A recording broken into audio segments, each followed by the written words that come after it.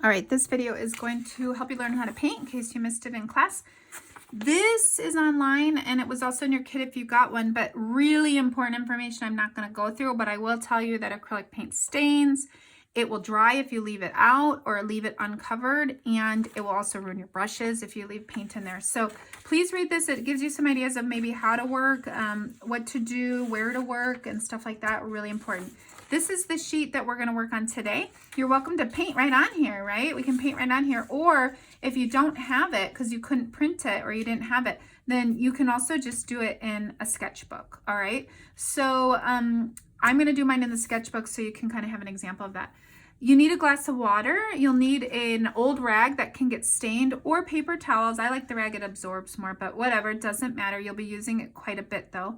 And then some kind of brush. I'm using my smaller of 2 brushes for this.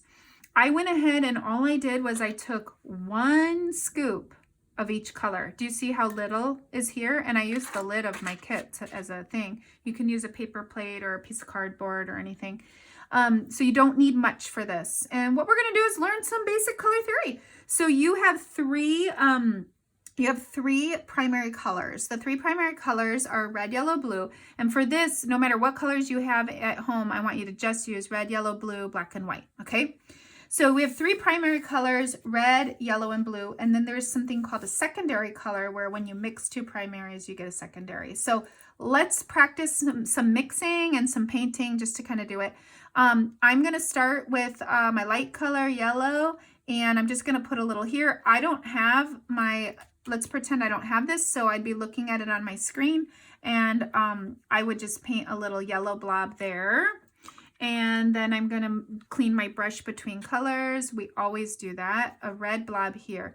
Now, you don't want your brush too watery when you go, or water will, I mean, it's good sometimes, but water will make your paint more transparent, meaning the paper shows through. So you don't want it too watery, so that's why I'm drying. I dry between colors. And so red, yellow, blue are our primary colors. You don't have to do it exactly like it looks on the paper. You just need to know that these are primaries. So after this dries, or right now, I could take a pen and I could write, you know, primary colors. All right. So here on our sheet, it tells us that red and yellow make orange. So if you didn't know that, red and yellow make orange, right? So now we're going to practice mixing some colors. To make orange, and I'm going to just paint some orange on my paper here in just a minute, you always start with the lightest color. The lightest. So with yellow and red, which is the lightest? Yellow. So I would take a little yellow and I would mix some, put some over here. Now, when you're mixing colors, let's say you're gonna do some yellow for, like on my little llama here. I don't know if you can see him, but I'm gonna do my whole little thing yellow. I need to try to, or orange. I need to make enough that I don't have to remix it. So, but for now, I'm just doing a little. So I'm going to take my yellow and then I'm going to wash my brush a little so I don't contaminate the red. And I'm going to take the slightest amount of red. It's just a touch of red, because you start with the lighter color. This darker color, sometimes it can be quite powerful, meaning it'll change it very quickly. So you can see this is already turning kind of orange. If I wanted a deeper, darker orange, I could add more red to it.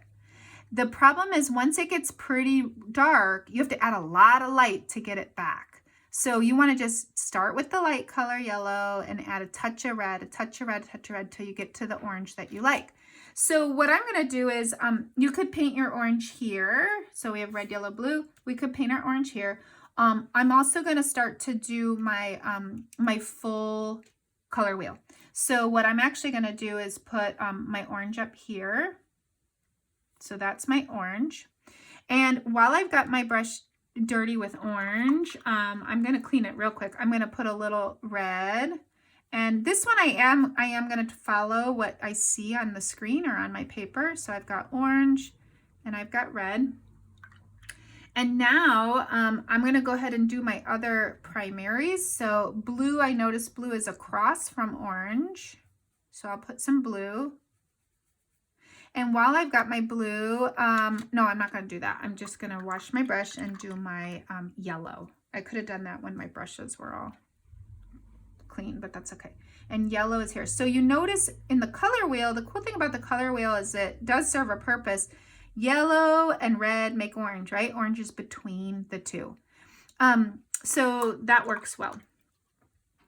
Now I'm going to make my other ones. So to make green, blue, I'm sorry, to make violet, blue and red make violet, blue and red make violet. I'm going to start with my lighter color. Well, they both look pretty dark, right? But I'll tell you, blue's a pretty potent color. So I'm going to start with some red, a little bit of red, and I'm going to add just a touch of blue, just a touch of blue. And I'm going to start to mix that and see if it starts to look violet or purple.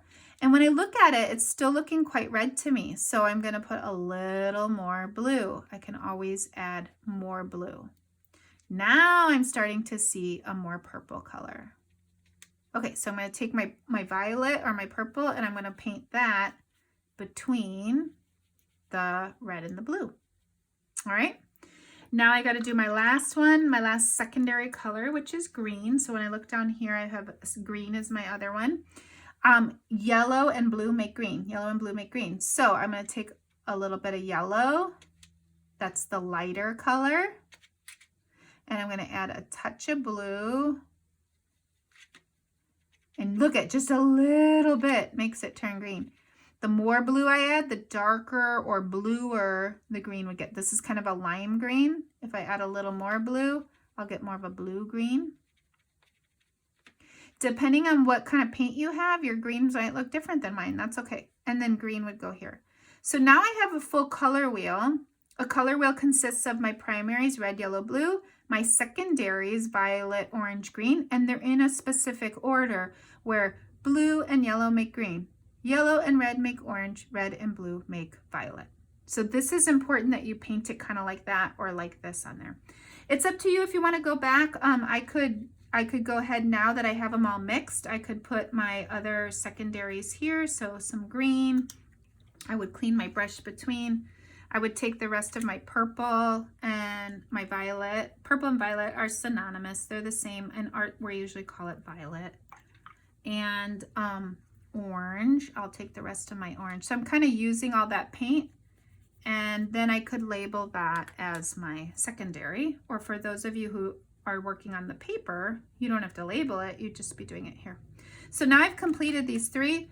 And I don't care if you do this. If you want to do that on your paper, you certainly can. This is the basic of how do I get colors when I only have red, yellow, and blue, right? That's color mixing.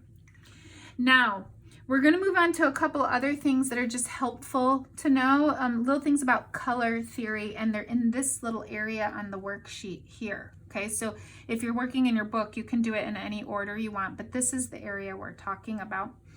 And notice on this, it has some tips. Start with the lighter color, right? Add a little of the darker color. So we've already done that. And I talked to you about make enough so that you don't have to try to match it. If I'm doing enough for a brown for my whole llama guy, I got to do enough brown that I don't have to try to mix it. And we'll talk about brown in a minute. All right. So let's look at this section here. There's something called warm and cool colors. When you look at my color wheel, some of these colors appear to be warmer. They should kind of look hotter. They should look like they have kind of a warm feeling in it. And some are cooler and they look more mellow or more subdued. Usually blue is a cool color, red, yellow, those are hot or warm colors, right? So there's a thing though where you can create warm and cool colors depending on how much blue or yellow I put into my green. I can make it look warmer or cooler. So we're gonna practice that real quick. Pick one color. You could either, let's just all pick green. Let's all pick green, okay? So I'm gonna make some more green. I'm gonna put some yellow right where my green was. And then I could clean my brush, or I'm just gonna kind of grab a touch of blue. Okay, here's what we wanna do. I'm going to mix some green, and I wanna get kind of like a little puddle or a little pool of a basic green color. Now, the warmer green is going to have more yellow to it. So I'm going to take a little more yellow and I'm going to stick it over here to the side. And I'm going to put a little of my green into that yellow. So this is still green. Do you see that? It's still green. but it's kind of a lighter version, or what we would call a warmer version. So if I want, you don't have to do triangles, but you could. I'm going to do a warm version of green. And then I'm going to get it cooler and cooler, meaning I'm going to take that yellow, and look at how I do this. I just sort of start to blend in some of the other green into it. And you should hopefully see a difference between the two. So this should look a little yellower than that one. And now what I want to do is maybe go straight into my green. So there's really no yellow in it now. So I'm getting from warm to cooler. Now I need to add a touch of blue. So I'm going to add a little bit more blue, a little blue, and I'm going to do the cooler version down here. And I can get even cooler by adding more blue.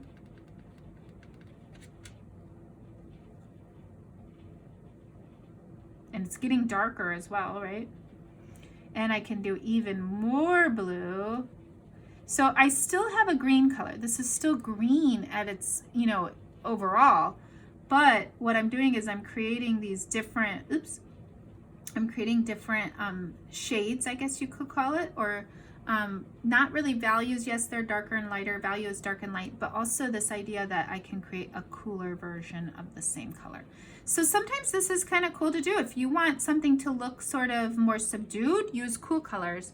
If you want it to look fun and bright and peppy, you might use warm colors, right? So it can create emotion, it can evoke feelings, and it can make the viewer feel something a little different depending on if they're warmer or cooler colors. This is an example of warm and cool with a single color green, but don't forget, in general, blues are cooler, violets are cooler, and this side of the color wheel is a little cooler, and this side's usually a little warmer. Okay, so that takes care of some warm and cool. I hope you understand that. We want to talk about complementary colors and also monochromatic. Mono meaning one. So it would be the same thing where I take one color, but I'm trying to create different tints and shades. So let's do this one first, since we did one with one color, and then we'll come back to complementary. I want to take one color and then I'm going to create tints and shades, meaning I'm going to use a pure color here, and then I'll add a little black, add a little more black to create what I would call like a shade. And then I'm going to add a little more white to tint it a little bit lighter. It's going to look a lot like this, but instead of using a cool and a warm to change it, I'm going to use the black and the white. So let's decide what color we want to do that with. Let's just do it with blue. Let's do it with a pure color. So I'm going to take blue, and I'm going to paint it in the center square. And on my sketchbook, I'm just putting it here. Okay, so I've got blue. By the way, painting paper and painting clay will feel different, and you'll get a hang of if you like to see your brush strokes or not, and how thick it needs to be once you start doing it. All right, so I've got my blue. To do tints and shades, I need to create lighter versions and darker versions. We always want to start with the lighter color. So I'm going to start with some white over here. And then I'm going to start with the blue. I'm going to add a little blue in. So I start with my dark, start with my light, add the dark. So what I'm trying to do is create some blue with white, and then I want to create a different value. This is where you get values, darks and lights. So each color should look different. And the way it looks different is I have less white in this one, the one I'm working on right now, less white than the one where I put more white. So here is a new value or a new tint or shade, right? You're tinting it. It's a new value. And so this is with a little bit of white. I can make that blue look a little lighter. I would clean my brush off, and now what I want to do is I'm going to put more white with just a little blue, and I can create a new value. This is much lighter, right? And you can do not infinite, but pretty close to infinite values, right? So I could even try to find a blue that's somewhere between that if I want. I only gave you 5 squares to fill, but if you want to experiment, you could say, okay, can I create something between those two? There it is, right? That is lighter than this, but darker than that. So you're always trying to make sure that there's a difference.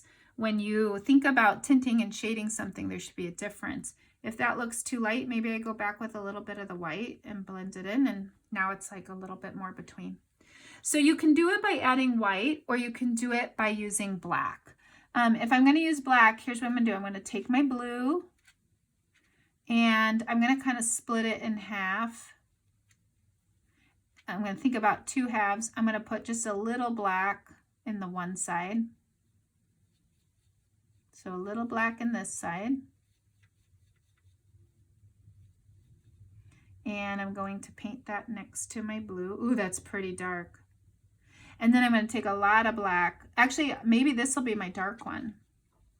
So sometimes that happens. I'm going to take a lot of black, make that my dark one. It's almost black. And then I'm going to work on making a lighter version over here. So I'm going to pull some of that black over here. Not going to add more, I'm just pulling what's already there.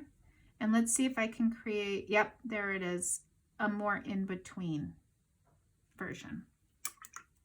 So you can see I'm creating value change, dark to light, by using white and black. All right, so that's your monochromatic. And then we need to talk about complementary colors, and then I'll talk about blending a little bit. Complementary colors are opposite colors on the color wheel. Orange is opposite of blue. Red is across from green. And yellow is across from violet. They'll always be that way on the color wheel. There is a specific order to this. When you combine or put red and green next to each other, the opposites next to each other, you create something called contrast. So what happens is if I have yellow here and I have purple next to it, they're very opposite, and so therefore they make each other stand out. I'm going to try to grab just a little purple here. I wonder if I have enough. I might have to mix more. So do you see how when you put 2 contrasting colors or opposite colors or complementary colors next to each other, they do complement each other. They make each other pop. Now, when you mix 2 complementary colors, you're going to get neutral or brown. So what I'm going to do is I'm going to kind of blend this a little so that you can see what happens when I mix yellow and violet. And I'm going to get just a little more yellow. The paint dries fast, right? And you can see in the middle here, it's getting kind of muddy. Let's do another one for an example. So let me take some orange. I should have made just a little bit more. I'm going to take some orange. I'm going to take some blue. You could use one of your shades of blue. That's fine too. Notice they really pop. They contrast. A lot of sports teams have complementary colors.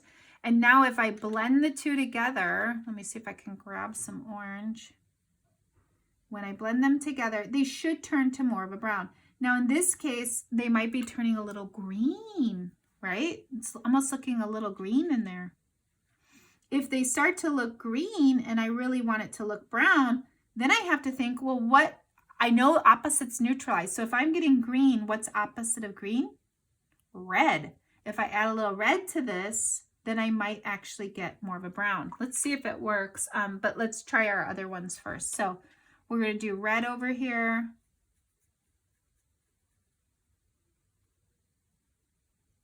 And then red is opposite of green. So I'm going to take some of my green. And then I'm going to blend them together to try to neutralize them. So the idea of neutralizing is you can just dull it. If I want a red, but I don't want it bright red, I want it more like a brick red, I could try to add a little black, or I could try to neutralize it with its opposite, which is green. So you can see here, I'm starting to get more of a neutral color in the middle. So the idea that I want you to come away with is that complementary colors are opposite of each other on the wheel, and that when you mix them, you tend to get brown. And then if you don't get brown and you want brown, let's say we want to make brown, you should be able to, brown comes from all 3 primaries being mixed together, but it's always a little easier, I think, to mix complementaries rather than all three. So what do I mean by that? Let's practice mixing brown. I don't have it on the paper, so you guys who are working on your paper, just do it in the corner somewhere. But this is a good idea to practice mixing brown. Oh, you could do it right here where all the tips are. Let's make some brown. So I'm going to start with yellow. And I'm going to put my yellow here. And if I want to make brown, I got to do the opposite of yellow. Opposite of yellow is violet, and I don't have any more violet, so I'm going to make some right now.